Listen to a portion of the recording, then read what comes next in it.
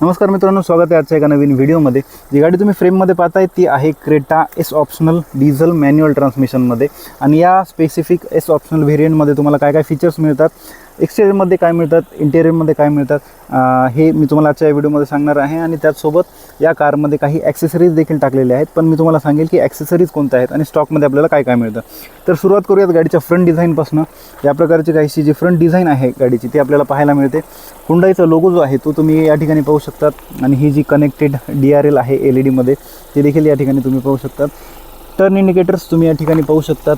हे जे हेडलॅम्प्स आहेत लो बीम हाय बीममध्ये ते देखील आहेत। हे जे फॉग लॅम्प्स पाहताय हे आफ्टर मार्केट बसवलेले आहेत, हे देखील हॅलोजनमध्ये तुम्हाला या कारमध्ये मिळून जातील। त्यानंतर सिल्वर मेटॅलिक फिनिशमध्ये हे जे लोअर बंपर आहे हे देखील आपल्याला पाहायला मिळतं। आणि इकडे जर का पाहिलं रेडिएटरसाठी व्हेंटिलेशन हे जे आहे, इंटरकूलरसाठी व्हेंटिलेशन, त्यानंतर खाली देखील आपल्याला जे व्हेंटिलेशन आहे रेडिएटरसाठीचं ते पाहायला मिळतं। त्यानंतर जर साईडवरती आलात गाडीच्या साईड लुक मित्रांनो या प्रकारचा काहीसा आपल्याला कारचा पाहायला मिळतो। 2610 mm हा व्हील बेस मिळतो आणि त्याचसोबत 190 mm हा जो ग्राउंड क्लिअरन्स आहे तो देखील आपल्याला मिळतो। मागे आणि समोर दोन्ही चाकांमध्ये तुम्हाला जे डिस्क ब्रेक आहेत ते मिळतात। आणि हे जर का पाहिलेत ना 17 इंचेसचे ब्लॅक ॲलॉईज तुम्हाला एस ऑप्शनल व्हेरियंटमध्ये मिळतात। जर याच्या वरचे व्हेरियंट्स तुम्ही घ्याल SX किंवा SX ऑप्शनल तर त्यामध्ये तुम्हाला डायमंड कट ॲलॉईज जे आहेत ते पाहायला मिळतात। टायर प्रोफाईल जर का दाखवायचं झालं तर 215/60 R17 हा टायर प्रोफाईल आहे। 215 mm चे हे जे विड्थ आहे या टायरची ती तुम्हाला या ठिकाणी मिळून जाते। आणि 215/60 म्हणजे 60%, 215चा 60% हा जो टायर प्रोफाईल आहे तो देखील आपल्याला या कारमध्ये पाहायला मिळतो। टर्न इंडिकेटर्स तुम्हाला ORVMवरती मिळून जातील। हे जे डोअर वायझर तुम्ही पाहताय हे ॲक्सेसरीजमध्ये बसवण्यात आलेले आहेत। को पॅसेंजर साईडला तुम्हाला कुठलंही जे रिक्वेस्ट सेन्सर आहे ते मिळत नाही। 50 लिटरची जी फ्यूल टँक कॅपॅसिटी आहे ती देखील तुम्हाला या मध्ये मिळून जाते। आणि दुसरी गोष्ट म्हणजे हे जे रूफ रेल्स आहेत ते देखील मिळतात, पण हे फंक्शनल नाही आहेत। या ठिकाणी लिहून देखील आहे do not apply load, non functional, फक्त गाडीचा लुक इन्हान्स करण्यासाठी हे जे फीचर्स आहेत हे आपल्याला या कारमध्ये पाहायला मिळतात। रिअरने काहीसं या प्रकारचं जे डिझाईन आहे ते आपल्याला पाहायला मिळतं। शार्क फिन अँटेना तुम्ही या ठिकाणी पाहू शकतात। त्यानंतर हाय माउंट स्टॉप लॅम्प आहे, वॉशर देखील आपल्याला या ठिकाणी मिळून जातं। इकडे जर दाखवायचं झालं हे जर का पाहाल ना हे इथलं तर हे आहे वॉशर। त्यानंतर डिफॉगर काचावरती दिलेलं आहे।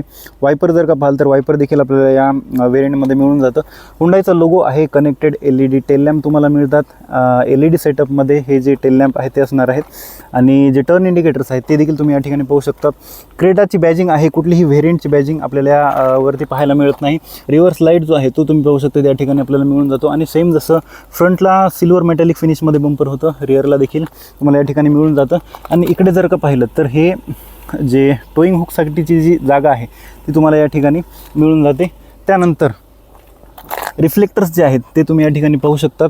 आणि मागच्या बंपरवरती 1, 2, 3 आणि 4 जे पार्किंग सेन्सर्स आहेत ते देखील आपल्याला मिळून जातात। आता जाऊयात मित्रांनो गाडीच्या आतमध्ये, पण आतमध्ये जाण्याआधी मी तुम्हाला दाखवतो बोनेटच्या खाली जे इंजिन आहे ते कसं दिसतं। त्यापूर्वी ड्रायव्हर साईडला जे रिक्वेस्ट सेन्सर आहे ते तुम्हाला या ठिकाणी देण्यात आलेलं आहे। को पॅसेंजर साईडवर तुम्हाला ते मिळणार नाही। तर या प्रकारचं 1500 cc टर्बो डिझेल इंजिन जे की 4 सिलेंडर आहे ते आपल्याला या कारमध्ये मिळतं। इन्सुलेशन तुम्ही पाहू शकता या ठिकाणी मिळून जाते। बोनटच्या खाली देखील तुम्हाला इन्सुलेशन जे आहे ते मिळतं। बाकी पिंक कलरचं कूलंट, वायपर फ्लूइड आणि या प्रकारचा काहीसा पूर्ण जो कंपार्टमेंट आहे तो भरून दिसल्यासारखा दिसतो। खाली पाहू शकता इंजिन गार्ड देखील आहे खालच्या बाजूने, जे की महत्त्वाचं देखील असतं। चिखल वगैरे उडत नाही, रस्टिंगचा इश्यू देखील खूप जास्त त्या कारमध्ये येत नाही। आता जाऊयात मित्रांनो गाडीच्या आतमध्ये आणि पाहूयात आपल्याला गाडीच्या आतमध्ये काय काय मिळतं। ड्रायव्हर डोअर तुम्ही पाहू शकता या प्रकारचं काहीसा आहे। एवढा मोठा ग्लास एरिया मिळतो, त्यामध्ये ग्रे, बेज आणि ब्लॅक कलरचं हे 3 कलरचं कॉम्बिनेशनमध्ये आपल्याला हे डोअर जे आहे ते पाहायला मिळतं। सिल्वर ग्लॉसी फिनिशमध्ये हे डोअर हँडल्स जे आहेत ना ते दिलेले आहेत। लॉक अनलॉकचं बटन तुम्ही या ठिकाणी पाहू शकता। त्यानंतर इलेक्ट्रॉनिकली मिरर जे आहेत हे जे मिरर आहेत ते तुम्ही ॲडजस्ट करू शकता आणि इलेक्ट्रॉनिकली फोल्ड देखील करू शकता। लॉक अनलॉकचं बटन आहे। 4 पॉवर विंडोज आहेत। विंडोज लॉक अनलॉक करण्याचा ऑप्शन इकडे आहे। छोटीशी स्टोरेज स्पेस किंवा हँडल ज्याला आपण म्हणतो ते देखील इकडे आहे। त्यानंतर 1 लिटरची बॉटल जी आहे ती या ठिकाणी बसून जाईल आणि छोटं मोठं जे सामान आहे ते या ठिकाणी तुम्ही ठेवू शकता।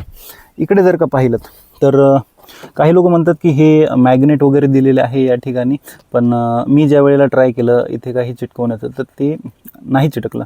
त्यानंतर या बाजूला या प्रकारचे काहीसे AC वेंट्स आपल्याला पाहायला मिळतात. इंजिन पुश स्टार्ट बटन आहे. ऑटो स्टार्ट स्टॉप तुम्हाला चालू करायचे बंद करायचे इकडे आहे. ट्रॅक्शन कंट्रोल ऑन ऑफ करायचे इकडे आहे. हेडलाईट लेवलर तुम्ही या ठिकाणी पाहू शकता. त्यानंतर हे जे आहे बोनेट ओपन करण्यासाठीचं लिव्हर तुम्हाला या ठिकाणी पाहायला मिळतं. फुटरेस्ट देखील मिळतं. क्लच, ब्रेक, ॲक्सिलरेटर आणि ही जी मॅटिंग तुम्ही पाहताय हा एक ॲक्सेसरीचा पार्ट आहे. त्यानंतर जी सीट पाहताय ती 6 वे तुम्ही ॲडजस्ट करू शकता. ड्रायव्हर सीट हाईट ॲडजस्टमेंट देखील तुम्हाला मॅन्युअल मिळतं, पण या कारमध्ये तो ऑप्शन देण्यात आलेला आहे. आता जाऊयात गाडीच्या आतमध्ये. वरच्या बाजूला हे जे तिकीट होल्डर आहे ते आपल्याला मिळतं. कुठलाही व्हॅनिटी मिरर किंवा लाईट यामध्ये देण्यात आलेला नाही आहे आणि एक्सटेन्शन यामध्ये देखील देण्यात आलेलं नाही आहे. मधल्या बाजूला जर का पाहिलं तर 2 LED कॅबिन लॅम्प्स आपल्याला या ठिकाणी मिळून जातात. सनरूफचं बटन या ठिकाणी तुम्ही पाहू शकतात. यूज हा जो पॅनोरामिक सनरूफ आहे तो आपल्याला या कारमध्ये पाहायला मिळतो. त्यानंतर सनग्लास होल्डर देखील तुम्ही या ठिकाणी पाहू शकतात. जो डे नाईट मॅन्युअल सेट करण्यासाठी हा IRVM जो आहे तो आपल्याला या ठिकाणी मिळून जातो. पॅसेंजर साईडला तुम्हाला व्हॅनिटी मिरर मिळतो, पण कुठलाही लॅम्प जो आहे कॅबिन लॅम्प म्हणण्यापेक्षा जो इथे लॅम्प देण्यात येतो छोटासा तो या ठिकाणी मिळत नाही. ग्रॅब हँडल्स तुम्ही या ठिकाणी पाहू शकता.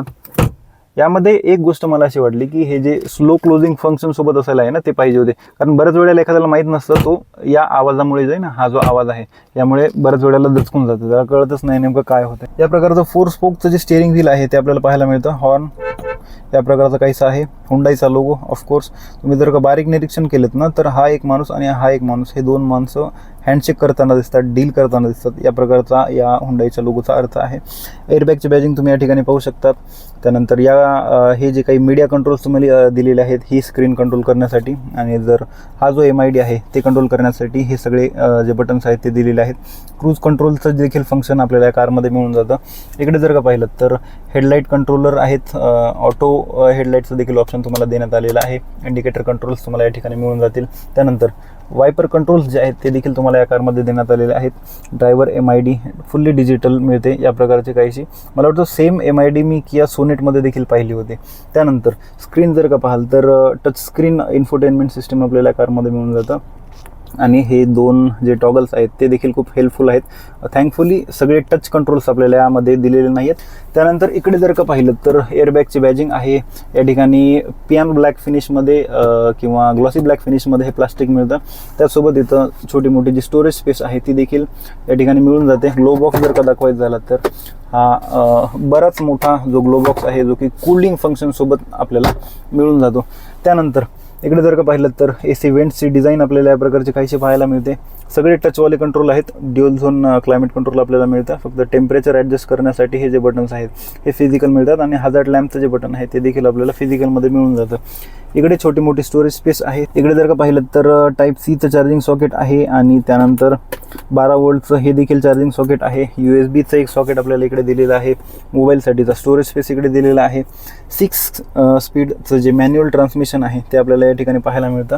त्यानंतर इकडे जर का पाहाल तर 2 कप होल्डर्स दिलेले आहेत. मॅन्युअल हँड ब्रेक आहे, आणि हा जो आर्मरेस्ट आहे स्लायडिंग नाही आहे पण व्यवस्थित प्रकारचा आर्मरेस्ट, आणि या खाली तुम्ही पाहू शकता जी स्टोरेज स्पेस आहे ती देखील दिलेली आहे. आता जाऊयात मित्रांनो गाडीच्या मागच्या सीटवरती आणि पाहूयात गाडीच्या मागे आपल्याला काय काय मिळतं. तत्पूर्वी मी ही जी सीट आहे ती माझ्या हाईटच्या अकॉर्डिंग ॲडजस्ट करतो. आणि थाय सपोर्ट तुम्ही पाहू शकता या ठिकाणी उत्तम प्रकारचा हा जो थाय सपोर्ट आहे तो मला मिळतोय. नीरूम तुम्ही पाहू शकता मोर दॅन सफिशियंट आहे, आणि ही माझी परफेक्ट ड्रायव्हिंग पोझिशन आहे. आणि त्यानुसार जर हेडरूम पाहाल तर हेडरूम देखील मला सफिशियंट मिळतं. आता जाऊयात गाडीच्या मागच्या बाजूला आणि पाहूयात मागे आपल्याला किती स्पेस मिळतो. मागे जाण्याआधी हे या प्रकारचं रिअर डोअर मिळतं. मोठा असा ग्लास एरिया मिळतो, आणि सनब्लाइंड देखील आपल्याला या कारमध्ये जे इनबिल्ट आहेत ते पाहायला मिळतात. खूप गरजेचं आणि खूप कामाचं फीचर हे आपल्याला पाहायला मिळतं. सेम आहे सिल्वर, बेज आणि ब्लॅक कलरच्या इंटेरियरमध्ये हे डोअर आपल्याला पाहायला मिळतं. पॉवर विंडोचं बटन इकडे आहे. त्यानंतर ग्लॉसी सिल्वर फिनिशमध्ये हे हँडल आहे, आणि अनलॉक करण्याचं बटन देखील तुम्ही या ठिकाणी पाहू शकता. 1 लिटरची बॉटल या ठिकाणी आरामात बसून जाते. स्पीकर्सची जागा, डेडिकेटेड प्लेस या ठिकाणी तुम्हाला मिळते.